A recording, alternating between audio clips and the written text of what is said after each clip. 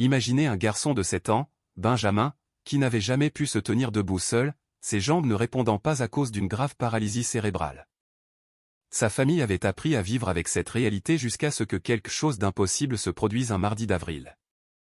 Un profond miracle de la Vierge Marie changea tout pour toujours. C'est l'histoire inspirante de la famille Carter, un témoignage de foi et d'espoir. Ce que vous êtes sur le point d'entendre remettra en question tout ce que vous croyez possible concernant la guérison et l'intervention divine. Avant de continuer, veuillez laisser un commentaire nous indiquant d'où vous regardez et l'heure qu'il est chez vous. Nous serions ravis de voir jusqu'où les miracles de la Vierge Marie parviennent et comment cette histoire de foi résonne. Jennifer Carter tenait son fils, Benjamin, dans ses bras pour la 10e fois ce matin-là. Benjamin, un garçon de 7 ans, était gravement affecté par sa paralysie cérébrale. Il devait toujours être porté partout, aux toilettes, à table, au lit. Chaque mouvement dépendait des bras de sa mère. « Maman, pourquoi mes jambes ne fonctionnent-elles pas ?» demandait Benjamin avec une innocence qui brisait le cœur de Jennifer. Elle prenait une profonde respiration, se demandant comment expliquer à un enfant qu'il ne courait jamais, ne jouerait jamais au football, ne se lèverait jamais simplement pour aller au réfrigérateur. « Tes jambes sont spéciales, mon amour, lui disait-elle, différentes de celles des autres enfants. Cette famille aspirait à un miracle.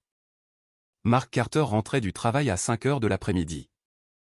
Soudeur depuis 15 ans, ses mains étaient calleuses et la fatigue marquait son visage. Mais quand il voyait Benjamin, tout changeait. Ses yeux s'illuminaient, un sourire apparaissait. « Comment s'est passée la journée de mon champion ?» Benjamin parlait des dessins animés qu'il avait regardés et de la physiothérapeute qui était venue faire les exercices.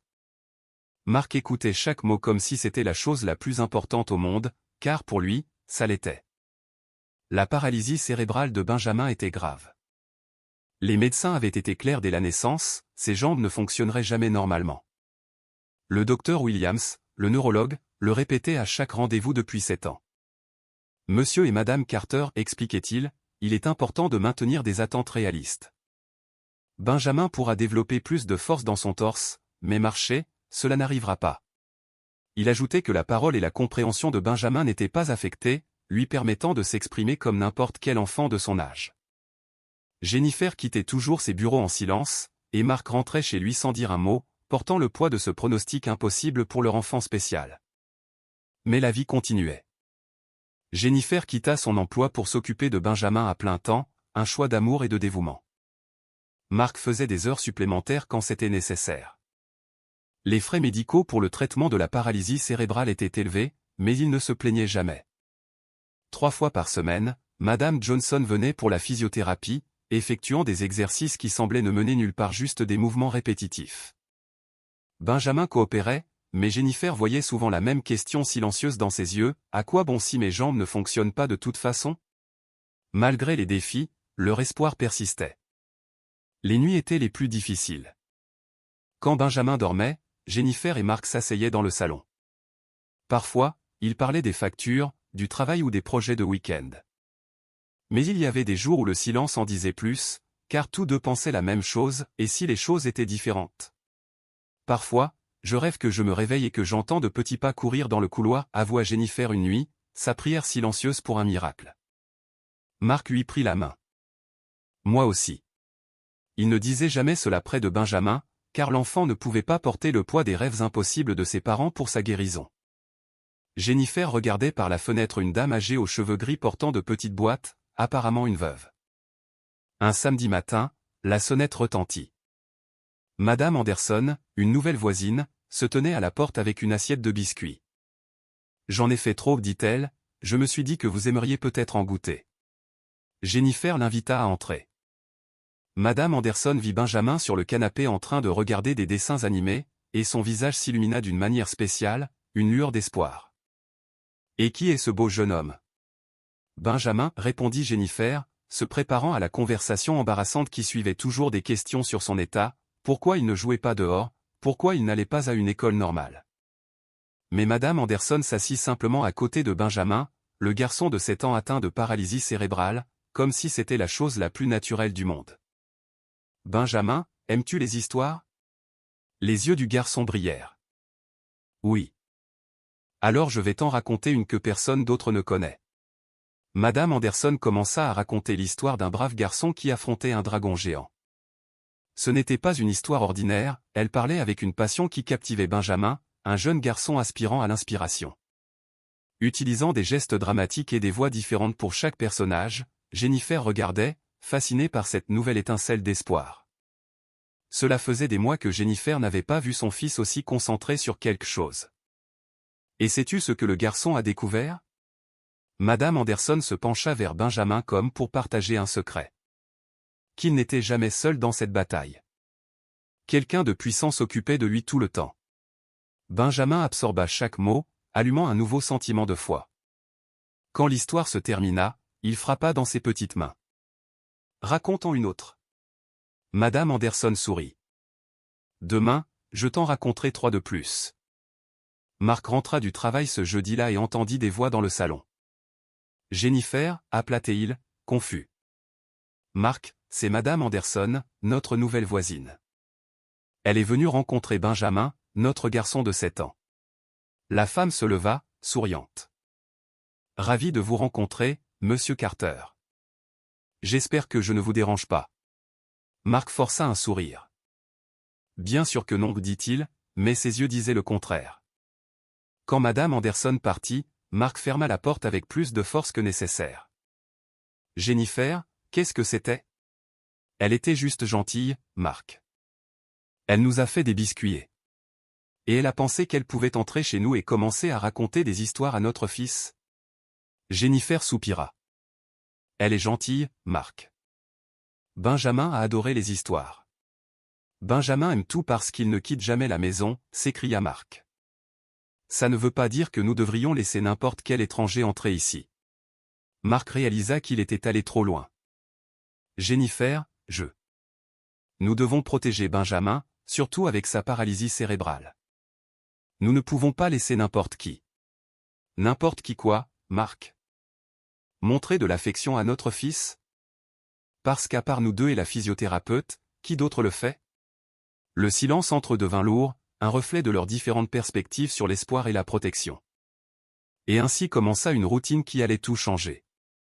Madame Anderson se présentait tous les jours, toujours avec des histoires différentes, toujours avec cette énergie spéciale qui éveillait quelque chose chez Benjamin, le garçon atteint de paralysie cérébrale.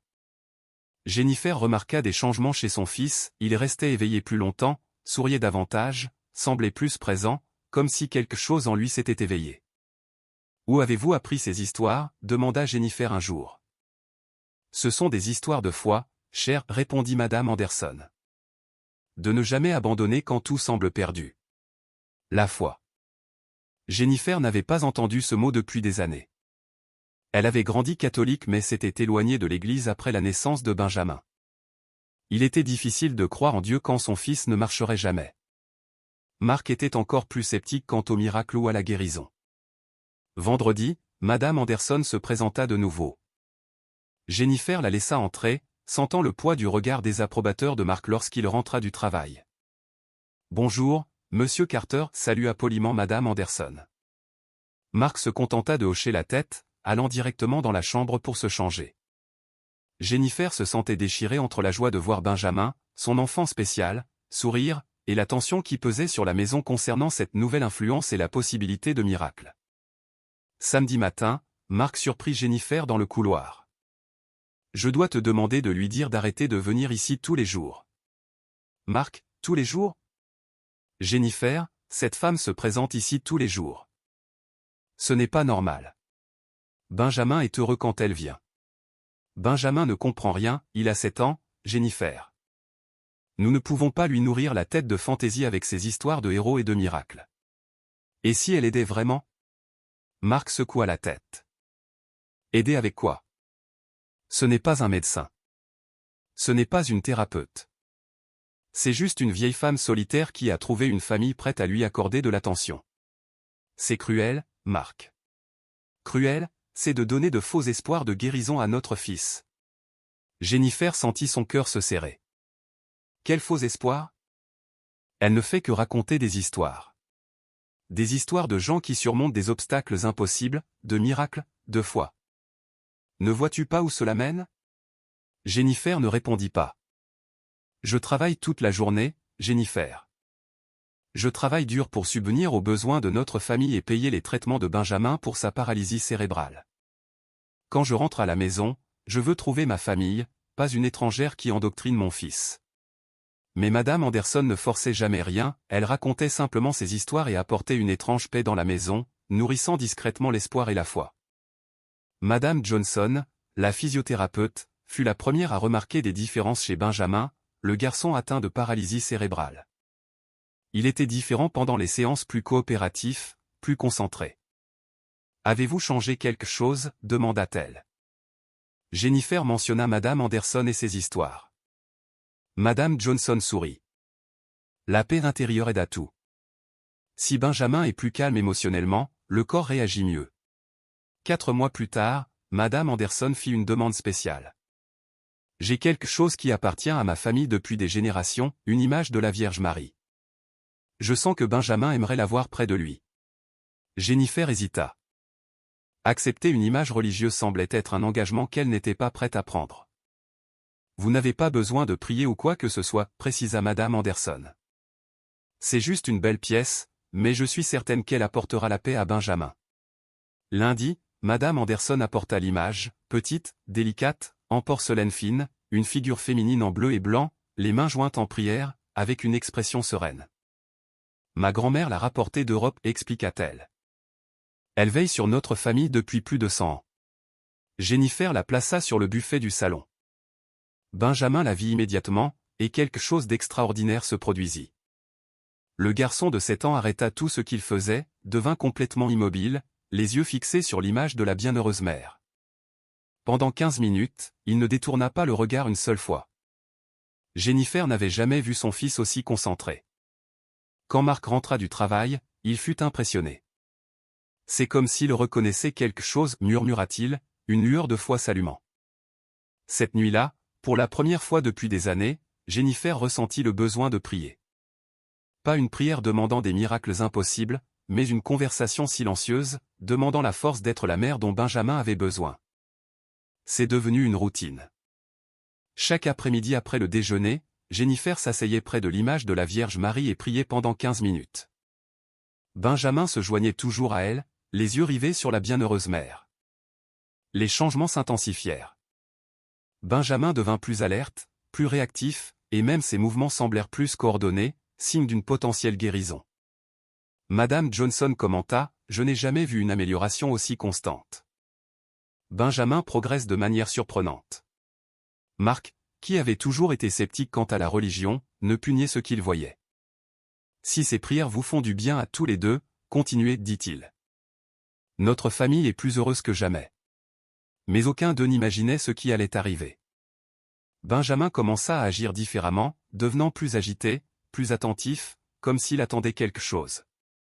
Pendant les prières de cette semaine-là, Benjamin devint encore plus concentré sur l'image. Parfois, il bougeait ses petites mains comme s'il essayait de prier avec sa mère. Au rendez-vous de vendredi, le docteur Williams enregistra une légère amélioration de la réponse musculaire cette semaine, de petits signes d'activité dans les membres inférieurs, un développement incroyable pour un garçon atteint de paralysie cérébrale. Marc et Jennifer n'y prêtèrent pas beaucoup d'attention, après 7 ans d'écoute de petits progrès, ils avaient appris à ne pas créer d'attente. Dimanche, Madame Anderson fit un commentaire qui resterait gravé dans leur mémoire pour toujours, Benjamin se prépare à quelque chose de grand. Je le sens. Jennifer rit. Quelle grande chose pourrait bien lui arriver dans la vie? On ne connaît jamais les plans qui existent pour nos enfants, répondit Madame Anderson. Lundi soir, Benjamin put à peine dormir. Il resta éveillé tard, regardant toujours vers la pièce où se trouvait l'image. Il est agité aujourd'hui, commenta Marc. Mardi matin, 15 avril, Benjamin, le garçon de 7 ans, se réveilla avec une énergie différente, plus alerte, plus présent, comme s'il savait que ce jour serait spécial. Jennifer ne pouvait imaginer que dans quelques heures, sa vie changerait pour toujours, témoin d'un miracle incroyable. Jennifer s'assit pour ses prières quotidiennes, tandis que Benjamin, le garçon de 7 ans, était sur le sol du salon, regardant ses dessins animés. Elle ferma les yeux et commença, « Je vous salue Marie, pleine de grâce. » Soudain, le parfum incomparable des roses emplit la pièce. Elle ouvrit les yeux, confuse, il n'y avait pas de fleurs dans la maison. Benjamin ne regardait plus les dessins animés. Il regardait directement l'image de la Vierge Marie. Le cœur de Jennifer s'emballa. Quelque chose était profondément différent. L'air semblait lourd. Benjamin posa ses mains sur le sol avec des mouvements qu'elle n'avait jamais vus auparavant chez un garçon atteint de paralysie cérébrale. « Benjamin ?» Sa voix sortit rauque, presque un murmure. Le garçon ne répondit pas, il était complètement concentré sur l'image sacrée. Jennifer sentit son cœur battre si fort que cela résonnait dans ses oreilles, noyant même le son de la télévision. Et puis Benjamin fit quelque chose qui devrait être impossible. Il força ses bras, soulevant partiellement son torse. Ses petites jambes, qui n'avaient jamais supporté de poids de sa vie, commencèrent à trembler avec l'effort, signalant une guérison incroyable. Les mains de Jennifer commencèrent à trembler. Mon Dieu! Elle essaya de se lever, mais elle ne put pas. Jennifer voulait crier, appeler quelqu'un, mais sa voix était coincée dans sa gorge. Seul un gémissement étouffé s'échappa. Benjamin réussit à poser ses genoux sur le sol. « Non, non, cela ne peut pas arriver, se murmura-t-elle. Mais Benjamin continua avec des mouvements lents et tremblants. Il souleva son torse plus haut, ses petites jambes, si minces et fragiles, s'efforçant de supporter le poids. Jennifer sentit une vague de chaleur monter sur son visage. Sa vision commença à se brouiller. Allait-elle s'évanouir? Et puis l'impensable se produisit. Benjamin se soutint sur une jambe, puis sur l'autre. Pendant 10 secondes éternelles, il se tint seul debout. Ses jambes supportèrent le poids de son corps pour la première fois de sa vie. Les larmes commencèrent à couler, mais elle ne le remarqua même pas, elle était en état de choc complet. Benjamin, tremblant d'effort, regarda la Vierge Marie et fit son premier pas. Le cri éclata enfin de la gorge de Jennifer, un cri qui venait du plus profond de son âme. Marc. Marc. Mais Marc était au travail, il n'y avait personne pour entendre. Un deuxième pas, un troisième pas chancelant vers le buffet. Chaque pas était un miracle. Chaque mouvement contredisait tout ce que la médecine avait un jour déclaré impossible pour la paralysie cérébrale. Benjamin atteignit l'image de la Vierge Marie. Avec ses petites mains tremblantes, il toucha délicatement la porcelaine. À ce moment-là, ses jambes cédèrent et il s'assit sur le sol, mais il souriait un sourire que Jennifer n'oublierait jamais, un véritable signe d'intervention divine. Le parfum des roses commença à s'estomper lentement. Jennifer courut vers Benjamin et l'étreignit, pleurant d'émotion. « Benjamin, mon amour, qu'as-tu fait ?» Le garçon de 7 ans était épuisé par l'effort, mais radieux de bonheur. Il montra l'image de la Vierge Marie et bégaya des sons de joie. « Ai-je rêvé? Est-ce que cela s'est vraiment passé ?» Jennifer se pinça. Ça faisait mal. Ce n'était pas un rêve. Avec des mains tremblantes, Jennifer attrapa le téléphone et appela Marc. « Marc, rentre à la maison tout de suite. » Tout de suite. Qu'est-ce qui s'est passé? Benjamin va bien? Benjamin, il s'est levé. Il a marché. Silence à l'autre bout du fil. Jennifer, entends-tu ce que tu dis? Je l'ai vu, Marc. Je l'ai vu de mes propres yeux. Notre fils, qui a une paralysie cérébrale, a marché jusqu'à la Vierge Marie. 3 pas, Marc. Il a fait 3 pas tout seul. Jennifer raccrocha et continua de fixer le téléphone, toujours tremblante. Marc croira-t-il? Quelqu'un croira-t-il ce miracle incroyable? Marc laissa tout au travail. Pendant les 20 minutes les plus longues de sa vie, son esprit oscillait entre l'incrédulité et un espoir qu'il n'osait pas admettre. Quand il arriva à la maison, il trouva Jennifer par terre avec Benjamin. Elle lui raconta tout, les prières, le parfum des roses, les pas impossibles, la profonde guérison. « Montre à papa » demanda doucement Jennifer. Benjamin regarda l'image de la Vierge Marie. Il posa ses mains sur le sol, et devant les yeux incrédules de Marc, il réussit de nouveau à s'appuyer sur ses genoux et à se tenir debout pendant quelques secondes. Ce n'était pas exactement comme la première fois. Benjamin était fatigué, mais c'était suffisant pour prouver que Marc ne rêvait pas. Son fils, qui n'aurait jamais dû pouvoir marcher à cause de la paralysie cérébrale, venait de se tenir debout devant lui. Marc étreignit sa famille, incapable de parler. Toute sa résistance à la foi s'évanouit instantanément. Les heures suivantes passèrent comme un tourbillon de grâce divine. Jennifer appela Madame Johnson, qui arriva en 15 minutes. La physiothérapeute examina Benjamin, le garçon atteint de paralysie cérébrale, et resta sans voix. En 20 ans de pratique, je n'ai jamais vu une chose pareille, déclara-t-elle. Benjamin a développé un contrôle moteur dans ses jambes qui n'existait tout simplement pas hier. C'est une guérison incroyable. Elle testa les réflexes, la force musculaire et l'équilibre, puis demanda une démonstration. Benjamin, avec grand effort, réussit à s'agenouiller et à se tenir debout pendant quelques secondes. Ce n'était pas stable, mais c'était un miracle. D'un point de vue scientifique, c'est impossible, admit Madame Johnson, mais je le vois de mes propres yeux. Mark appela le docteur Williams. Le neurologue programma un rendez-vous d'urgence pour le lendemain, mais sa voix au téléphone était déjà teintée de scepticisme. Monsieur Carter, les changements neurologiques ne se produisent pas du jour au lendemain. Il doit y avoir une explication. Mais quand il examina Benjamin le lendemain, le docteur Williams resta silencieux de longues minutes. Il testa les réflexes, la force et la coordination, puis regarda Benjamin se tenir de nouveau debout. En 30 ans de neurologie, je n'ai aucune explication pour ce dont je suis témoin, déclara-t-il. La condition de paralysie cérébrale de Benjamin était bien définie. Cette amélioration contredit tout ce que nous savons. Qu'est-ce que cela signifie, docteur ? Demanda Mark, cherchant des réponses sur cette intervention divine. Cela signifie que votre fils a développé des capacités motrices qui ne devraient pas exister. Ce n'est pas une guérison complète, mais c'est un progrès significatif. Le docteur Williams recommanda d'intensifier la physiothérapie pour profiter de cette opportunité inexplicable. Il suggéra également de nouveaux tests pour documenter les changements. Je serai honnête, le médecin conclut, scientifiquement, je ne peux pas expliquer ce qui s'est passé, mais en tant que père, je peux imaginer votre joie. Madame Anderson arriva dans l'après-midi et pleura quand Jennifer lui raconta tout sur le miracle de la Vierge Marie. Je savais que quelque chose de spécial allait arriver. Dès le premier jour, je savais que Benjamin était différent. Comment saviez-vous ? Demanda Jennifer. Les enfants touchés par une grâce spéciale ont une lumière dans les yeux.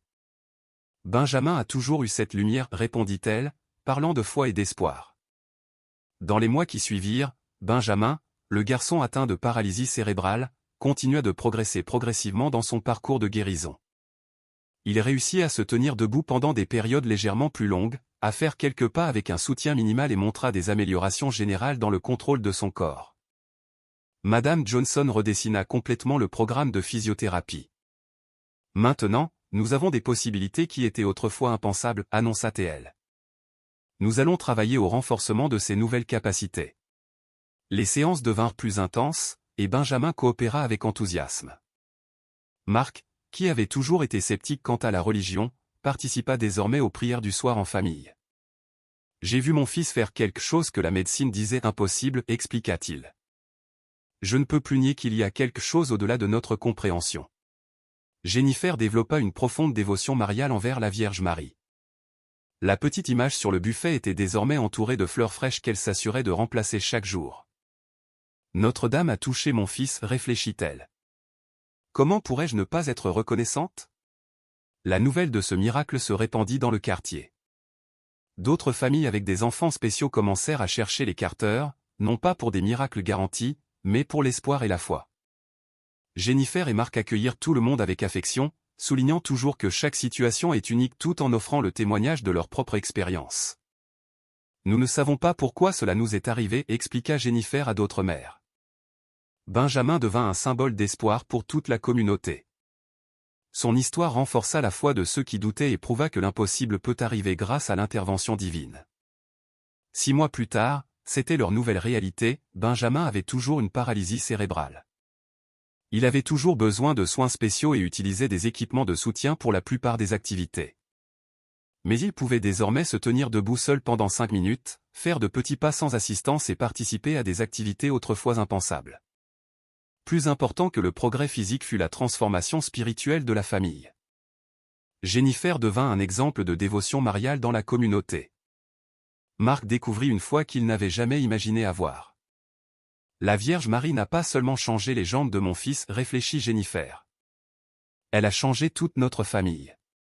Madame Anderson, maintenant âgé de 69 ans, considéra sa rencontre avec Benjamin comme l'expérience la plus spéciale de sa vie. Dieu m'a utilisé pour lui apporter cette image, dit-elle. Mais Benjamin m'a appris la vraie foi. Pour la communauté locale, Benjamin devint la preuve vivante que la Vierge Marie accomplit encore des miracles aujourd'hui. Son histoire a renforcé la foi de centaines de personnes et apporté du réconfort aux familles en difficulté. Le miracle de la Vierge Marie ne concernait pas seulement le fait de faire marcher un enfant, il s'agissait de transformer une famille entière, une communauté entière, une manière de voir la vie, offrant une profonde guérison et de l'espoir. Pour Jennifer et Marc, Benjamin, leur enfant spécial, n'était pas seulement leur fils, il était la preuve vivante que nous ne devons jamais abandonner, ne jamais perdre l'espoir et ne jamais sous-estimer le pouvoir de la prière sincère. Notre-Dame veille tout particulièrement sur les enfants, disait toujours Jennifer aux autres mères. Et quand une mère prie avec une vraie foi, des miracles peuvent arriver. Cette histoire prouve que les miracles ne sont pas des légendes du passé, ce sont des réalités d'aujourd'hui pour ceux qui ont un cœur ouvert à la grâce divine et à la guérison. Benjamin Carter a marché. Et en marchant, il a montré au monde que la foi déplace encore des montagnes, que les prières sont toujours entendues, et que la Vierge Marie prend toujours soin de ses enfants spéciaux, même ceux atteints de paralysie cérébrale. Ce fut un miracle incroyable qui a changé une famille pour toujours et continue de changer des vies à travers le monde, une prière à la fois. Nous vous invitons maintenant à une brève prière, très sainte Vierge Marie, Mère qui accueille ses enfants dans le silence des nuits difficiles, Mère qui marche avec nous sur les chemins de la douleur et de l'espoir, devant vous nous plaçons nos vies. Vous connaissez les larmes cachées, les prières inexprimées, les peurs que nous portons en secret.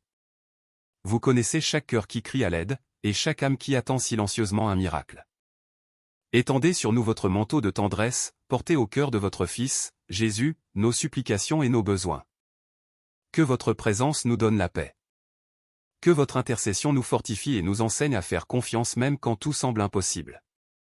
Ô Marie, Mère des miracles, renouvelez en nous la flamme de la foi, faites fleurir l'espoir là où il n'y avait que désert, et accordez-nous la grâce de vivre chaque jour avec la certitude que nous ne sommes jamais seuls.